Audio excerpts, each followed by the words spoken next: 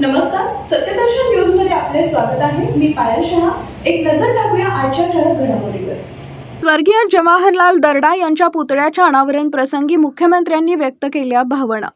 ज्येष्ठ स्वातंत्र्य सैनिक लोकमत समूहाचे संस्थापक संपादक जवाहरलालजी दर्डा यांच्या जन्मशताब्दी वर्षाची सांगता झाली आणि आज त्यांच्या जयंतीदिनी महाराष्ट्राचे मुख्यमंत्री देवेंद्र फडणवीस यांच्या हस्ते मुंबईच्या शेअर बाजार चौकात जवाहरलालजींच्या पुतळ्याचं अनावरण करण्यात आले. याप्रसंगी मुख्यमंत्री देवेंद्र फडणवीस यांनी बापूजींशी निगडीत असलेल्या अनेक आठवणींना उजाळा दिला. उपस्थित सर्व मान्यवर भगिनी आणि बंधूंनो, ज्येष्ठ स्वातंत्र्य संग्राम सेनानी आणि महाराष्ट्रातील राजकीय सामाजिक जीवनातील ज्यांचं एक अत्यंत महत्त्वाचं स्थान राहिलेलं आहे असे बाबूजी श्री जवाहरलालजी दर्डा यांच्या पुतळ्याचं अनावरण आज आपण या ठिकाणी केलेलं आहे. सर्वप्रथम मी त्यांना भावांजली अर्पित करतो. आपल्या सर्वांना कल्पना आहे की यवतमाळमध्ये आपल्या शालेय जीवनापासूनच स्वातंत्र्याच्या चळवळीची ओढ त्यांना लागली आणि त्यानंतर महात्मा गांधी, सुभाषचंद्र बोस अशा सर्व स्वातंत्र्य सेनानींच्या स्पर्शाने, त्यांच्या विचाराने भारावून जाऊन स्वातंत्र्य लढ्यामध्ये ते उतरले. युवांचं दल त्यांनी स्थापन केलं. त्या माध्यमातून विविध प्रकारचे त्या ठिकाणी आंदोलनं केली, सत्याग्रह केला, कारावास देखील भोगला आणि एक प्रकारे स्वातंत्र्याकरता जे जे करता येईल ते करण्याचा प्रयत्न त्यांनी केला.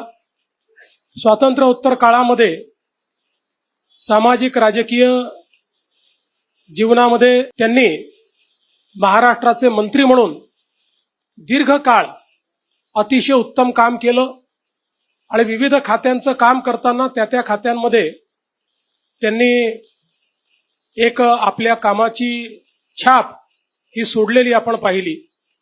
हे सगळं करत असताना लोकमत सारखं वृत्तपत्र की जे आज महाराष्ट्रातलं आणि देशातलं मराठीतलं एक अतिशय अग्रणी वृत्तपत्र आहे.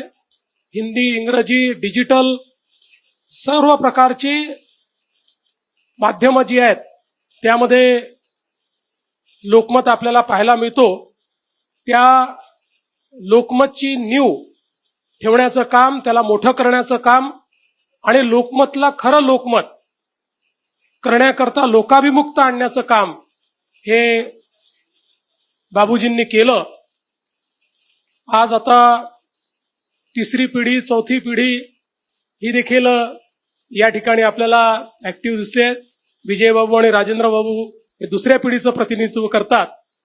पण मला असं वाटतं की ही आनंदाची गोष्ट आहे की एका ज्येष्ठ स्वातंत्र्य सेनानी यांचा पुतळा मुंबईतल्या अत्यंत महत्वाच्या ठिकाणी, मला असं वाटतं की बॉम्बे स्टॉक मार्केट हे देशातल्या प्रत्येकाला माहिती आहे आणि त्याच्या समोर बाबूजींचा पुतळा लागणं हे आपल्या सर्वांकरता अतिशय आनंदाची गोष्ट आहे.